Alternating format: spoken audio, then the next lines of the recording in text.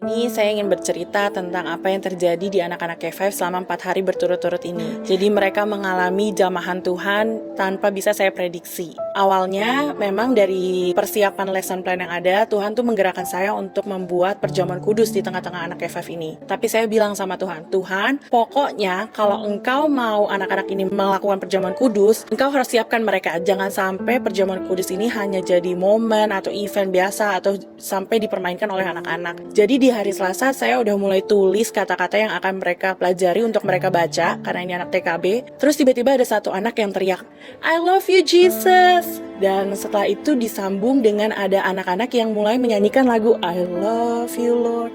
Dan somehow semua anak di kelas itu mulai menyanyi lagu yang sama dan mulai menyanyikan lagu-lagu penyembahan. Tapi tiba-tiba di tengah-tengah itu menjadi momen yang intim antara anak-anak dengan Tuhan itu sendiri, sampai ada beberapa anak yang tanpa diminta pun mereka mulai angkat tangan. Saya pikir itu hanya jadi momen yang terjadi hanya saat itu. Tanpa disadari, keesokan harinya di hari Rabu, saya digerakkan untuk mengajak anak-anak ini deklarasi. Jadi selama 5-7 menit itu full mereka deklarasi. Dan di situ anak-anak ini ketika mereka deklarasi, mereka tuh bisa deklarasi dengan kuat.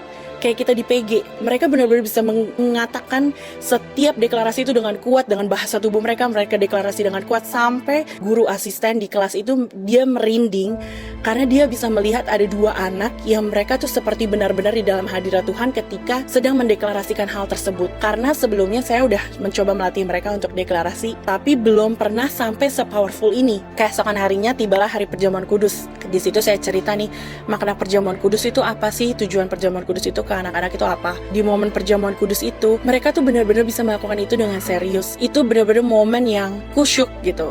Untuk anak-anak K, melakukan itu sepertinya hal yang mustahil ya. Kemudian saya bawa lagi mereka masuk ke dalam penyembahan. Dan di saat itu, mereka benar-benar semakin dalam lagi menyembah. Ekspresi mereka semakin intens.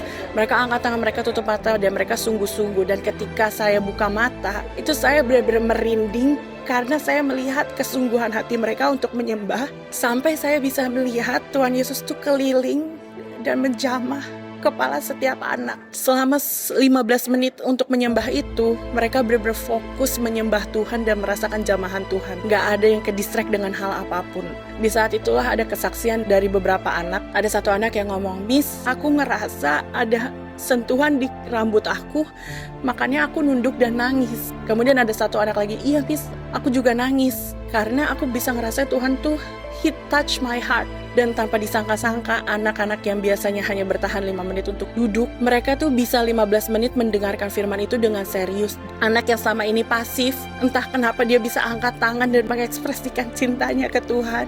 Anak yang selama ini ngomongnya kecil banget, tapi hari itu dia nyanyi paling besar. Dan ini menjadi momen terbaik dalam hidupnya. Dan dia bilang, Miss, I love this moment. Saya percaya sih ketika Tuhan sedang bekerja dan Tuhan yang sebagai inisiatornya, maka hasil akhirnya tuh pasti luar biasa dan dahsyat.